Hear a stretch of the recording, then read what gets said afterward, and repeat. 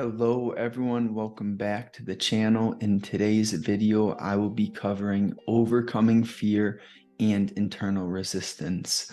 And this ability, once you cultivate it, it unlocks the potential of your future. But without being able to overcome fear and inner resistance, you won't get anywhere. So this is something you want to develop. So fear is inevitable. We all will go through it. The biggest winners, the most historically known champions, they did have fear. What courage is the ability to recognize your fear and to push through it. It's not that people are fearless. Everyone has fear, but the powerful individuals know that on the other side of fear is exactly what you desire. The strength, confidence, success, wisdom, it all has to be earned through overcoming fear. And you do hold the power within, but it is this cognitive battle. We need to unwire the beliefs, the ideas that hold us back and replace them with encouraging thoughts and methods, systems of approaching the resistance and understanding, well, I have two paths in front of me. One path is hard, the other path is hard, but one of them leads to you becoming the person you're meant to be, you unlocking your potential, while the other leads to you disappointed, overweight, upset, depressed, and all of the other negatives that come from not overcoming your fear. And what is the comfort zone? The comfort zone is when people choose to stay mediocre. And if you overcome your fear, you step into the unknown, that is how you become great. See, this leads to calculated risk. So you're not a victim of life. And the situations that happen in your life are happening for you. And what do I mean by that? See, the victim mindset says, oh, woe is me. Life is so hard. This is all happening to me. Wow, bullshit. And the strong-minded individual takes a tough situation, a rejection, a failure, a stumble, and looks deeply to grab the lesson out of that situation. See, if you can build stairs from the tough lessons, you are headed in the right direction. Rather than dwelling, you consciously choose to seek out the smallest win that could be taken from a tough situation. That is going to serve you so well throughout your life. So if you are not reflecting and adapting, you are wasting your potential. And I don't think there is a bigger sin than squandering your potential. So by reflecting and adapting, you get closer to overcoming fear. And the foundation lies in knowing that you'll feel better when you push past what you're scared of. And this is counterintuitive. Like, only if an easy life was possible.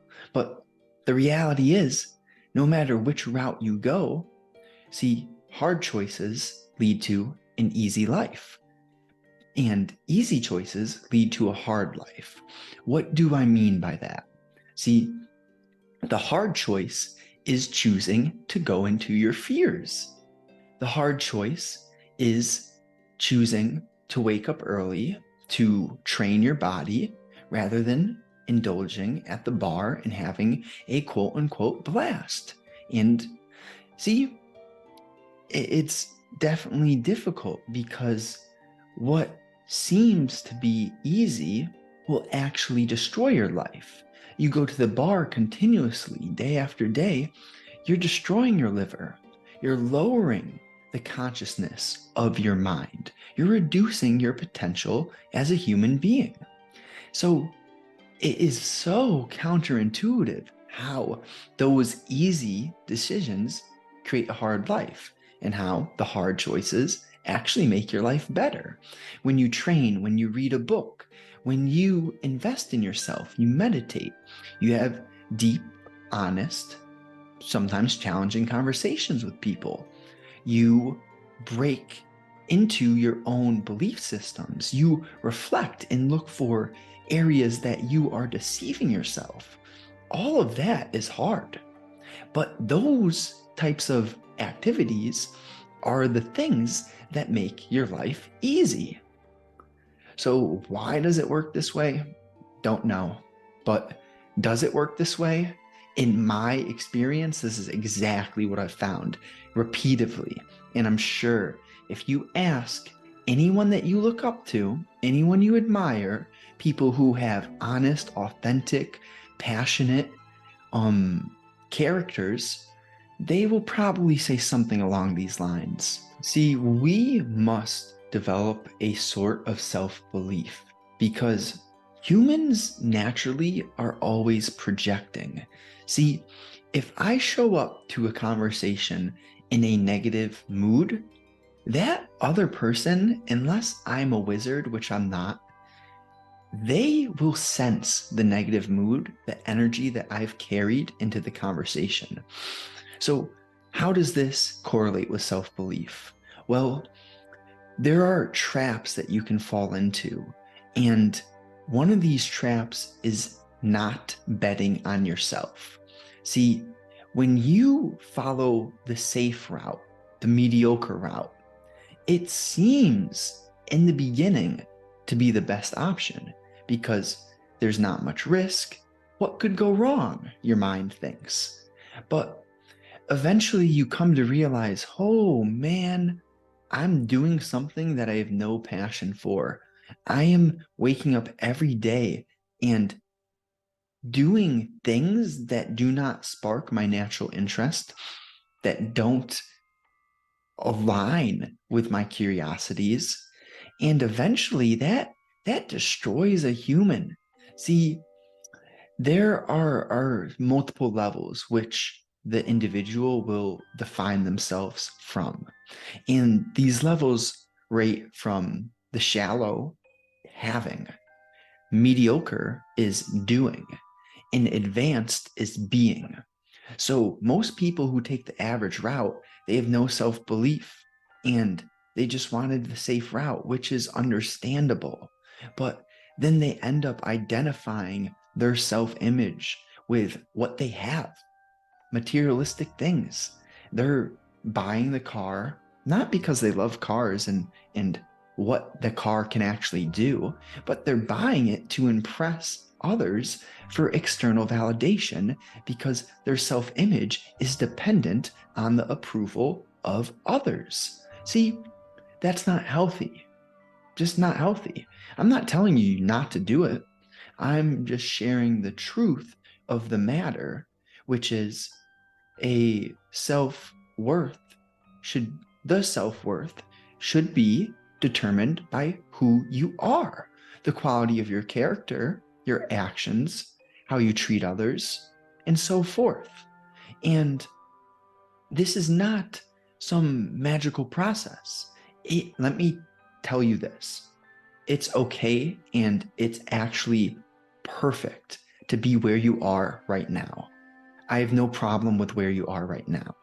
But why am I making this video? Why do I do what I do? Because it's not okay to stay where you are, okay?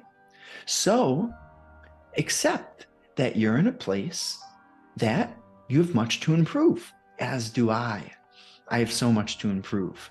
And I just must say that because I never want people to think that I'm out here talking out of my ass like I'm a perfect person. No. I have so much to improve and there's so much I don't know, and I will continuously be learning. Once I came across the idea of a reframe, my whole life began to improve. See, Perception is quite similar to the angle that you're looking at. And depending on what angle you're viewing the situation from, you will be seeing a certain side of the situation. It's like that common thing where you're telling the story from your lens, the other person's telling their story. The stories don't match up. Why don't they match up? Because we're viewing it from different angles. So what it comes down to is understanding, well, let's take an uncomfortable feeling, for example, or a negative emotion. Like you're feeling awkward. I don't know. You went up to a girl and you made a fool of yourself.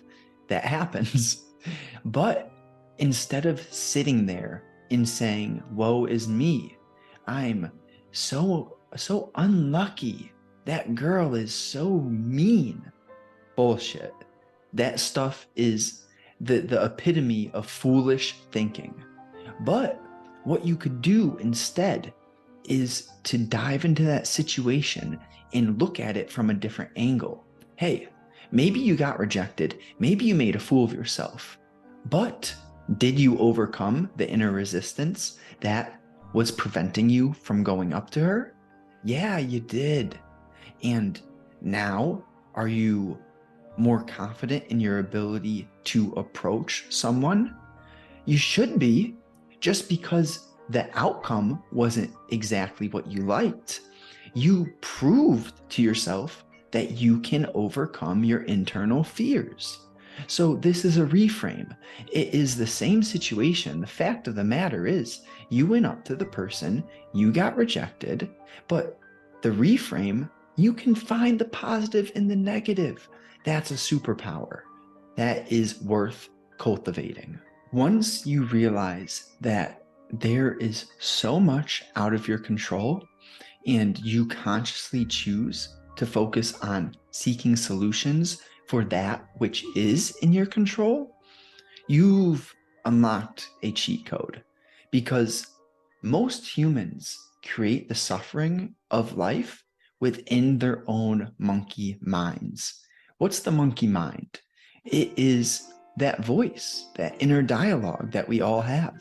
The one that says, yeah, dumbass, you shouldn't have done that. The one that seemingly is a bully inside of your head. This is my direct experience. Maybe your inner voice is friendlier, but mine's an ass, and was an ass. See, eventually you can build and develop an awareness so that you recognize the negative inner dialogue and you can consciously unlearn and choose to rewire your mind. That's the name of the podcast. It goes in there well. It's a good name, I think. Let me know your thoughts in the comments. What do you think about the name? Does it make sense? But it's so priceless when we focus on unlearning, on subtracting. See, what society seemingly makes you feel is that you don't have what you need. You need to purchase this, buy that, consume this. And consuming the right information is important. I would never disagree with that.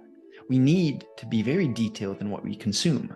But for some people, for most people, where your life is actually being weighed down the most is the things that you need to subtract. So the negative habits, the toxic people, the low frequency environments, the distractions, the junk food, and etc. Just because I didn't say it, don't think you're off the hook. If you know you're participating in something that is not furthering you, getting you closer to where you'd like to go, you gotta stop that thing. And listen, I already know that humans do not like to be told what to do. So am I going to tell you to stop the thing? Well, yes, stop the thing. But How do you stop the thing? Watch my videos, because that is a huge portion of what I speak about. A little rant quickly. You replace negatives with positives. So if you're going to subtract from your life, you should replace that thing with something healthy. And if you're going to add to your life, you should make sure that you're deleting something negative. Okay? That's the best way I could simply explain it. Feedback loops must be understood. So one of my favorites is the quality of your thoughts links to how you feel within your body and your mind. And how you feel determines the actions you take for most people. See, of course, there are exceptions to everything I say, but for most people, if you are hungover, bloated, your mind is foggy, and you feel horrible, the odds that you go to the gym that day are low. They're low odds. The probabilities decrease. But on the other hand, you got 9 or 8 hours of sleep. You stopped eating 2 to 3 hours before bed. You did not drink. You didn't watch screens 30 minutes before bed. Maybe you read a book, went on a walk. You got your work done the previous day. The house is clean. Your mind is clear, etc. What are the odds that you go to the gym next morning? They're pretty high, honestly. It's easy to justify why you shouldn't act on what you're scared of, why you should stay in your comfort zone. The mind will create many rationalizations, but if you're aware that this is happening, if you heard this in the video, and then in the moment, you can recognize, oh, wait, Justin said that my mind would come up with excuses when it came to the moment of overcoming that fear. See, by developing the awareness, mindfulness to notice your style of thinking, you will be able to catch yourself before you make poor decisions. And that will lead you to making less poor decisions. And in this case, allowing you to overcome the internal resistance. This is not rocket science, but the mind is a tricky thing. So once you identify, well, I know what I don't want, and I know what I'm scared of, and I also understand where I do want to go, along with the fact that on the other side of my fear is the person, the man, the woman that I want to become, well, you can make a decision. And ideally, you make the decision which involves delaying gratification, overcoming your resistance, and creating a better future, rather than the instant pleasure-seeking decision which you're already quite comfortable making, which leads you to this feedback loop of fucking mediocrity. We don't want that. We don't want that.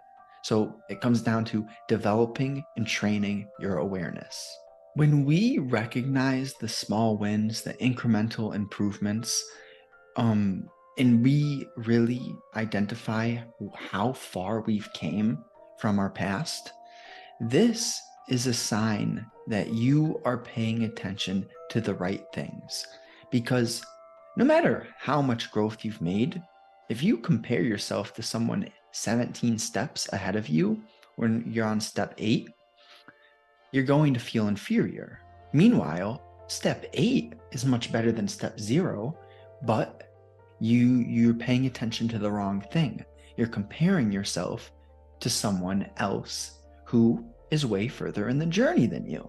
So what I'm getting at is it's so important that we learn from others, that we look up and aim high and notice, well, I'd like to be similar, something like that person. And at the same time, focusing on your day-to-day process, not getting caught up in what those amazing people you look up to are doing. Of course, you can learn, take notes, and research, but the fact of the matter is, if you're on your early steps, don't compare to their later stages. That's foolish. And you're only going to create a negative state of consciousness through that. So, in reflection, in recognizing growth, there are pitfalls, and identifying with someone so far ahead of you, that's one of the most common pitfalls. So don't do that.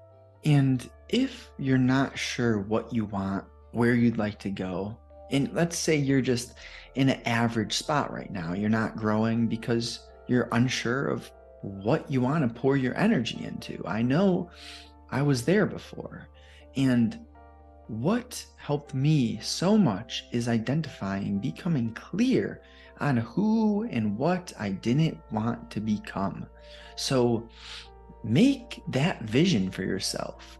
What disgusts you? What is unattractive? And then kind of reverse engineer. Say, okay, I'll get personal. I didn't want to be overweight. I did not want to be a bad, low quality father, did not want to work an average, mediocre job that was sucking my soul and energy. So what did I do? And in the reverse engineering process, okay, go to the gym and eat healthy. That handles the overweight thing. Not become a low quality father. Well, I started investing in my financial education, my physical education, the education of my mind. Point is, if you want to be a good person, you got to educate yourself. And I forgot the other thing, but what it comes down to is get so clear on what you don't want and then work from there, because it's easier to start with what you don't want. If you're interested in generating self-belief, number one, I just finished a course and it covers everything you need to know to build the foundation to jailbreaking your mind and body. Check the bio for that, or the description. Link will be there. And so you want to develop a strong self-image. Where does this start? For me, I think the best place to begin is understanding how what you look like correlates to how you feel. And see, we have stages of development. And for a while, I associated my self-worth with my body, with what I look like. This is how many people feel. And it's not the place that you want to stay, but it is definitely okay to take care of your body. I would say it's better than okay. It's what you should be doing, taking care of your body, paying attention to what you're putting into your system, what you're putting on your body through, I don't want to get too detailed, but conditioner, deodorant, shampoo, toothpaste, quality of water, quality of food, all of that, very important to pay attention to. But we're talking about self-belief. So you generate self-belief by taking care of yourself. But what if you don't know why you should take care of yourself? This happens to people. Their self-worth is so broken, they don't even see themselves as an individual worth taking care of. Holy shit, that's a tough one. How would I deal with that? I think it's founded in identifying that you are someone who deserves a good life. And underlying that initial belief that you aren't worthy of anything good, there's a lot of trauma, or there's a lot of unlearning that must be done. See, I don't know how your environment was, how your parents treated you, what you grew up in, but I know for a fact if you view yourself as someone who's not worthy of being healthy, of having a great life, that there is trauma that needs to be unraveled deep within. So what would I do? How could I help you?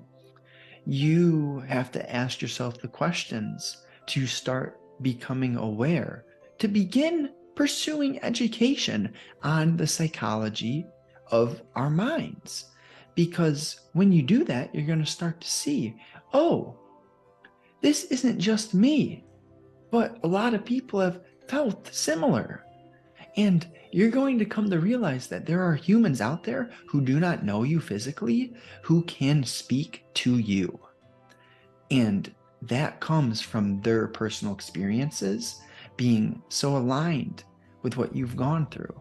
Could be in a different country, different parents, different physical reality, but similar experiences. So that's an interesting thing. But you deserved a great life. You deserve a great life, but you have to work for it. No one's going to give it to you, but it's a possibility, and you can earn it, and you should earn it. So I just want to touch quickly on methods of building awareness. So you go to the gym, no music, you focus on your breath, the contraction of muscles, you are building your ability to focus. You read, you write for 45 minutes plus. Okay, let's say you're just starting. Start with 10 minutes, add 5 minutes every 5 days. You know, if you're building habits, if you're looking to implement good routines into your life, it's so much more important to start slow than to be aggressive and fucking burn out.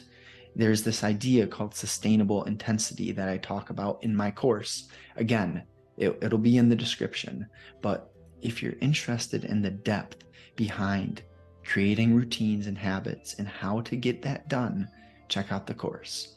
And along with reading and writing, doing some cleaning, taking a cold shower, and being with good people, being present in the moment.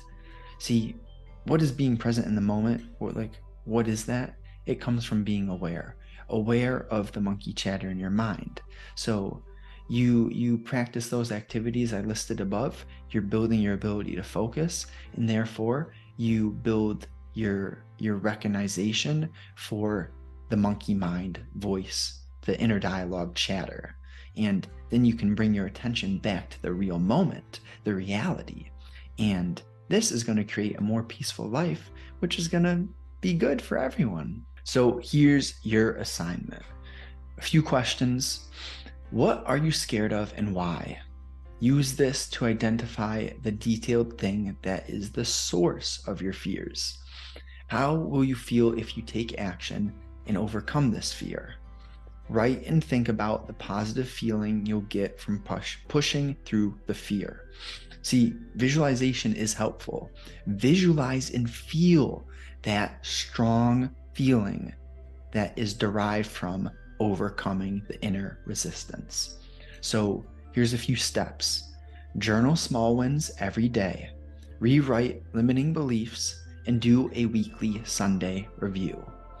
Commit to becoming the absolute best version of yourself. Commit, promise yourself, and keep that promise. This will strengthen your confidence if you hold the word that you make with yourself.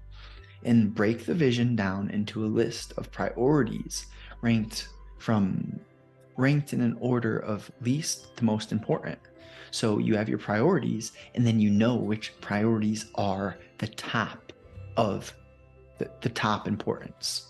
And put your priority task into your daily system. Identify the lever moving actions and just do 4 to 5 hours of focused work on the lever moving task, and less hours if you have a 9 to 5. But by doing these things, you are going to become more aware, which will allow you to reflect, and through that, the consistent execution of the lever moving task, you will inevitably make progress. And then with the awareness and reflection, you will be able to see where you're doing well, what's not working, what do you need to change, where can things be smoother, where are you wasting energy, where could you stress less, etc. But I appreciate you, I really do, so much more than words can express.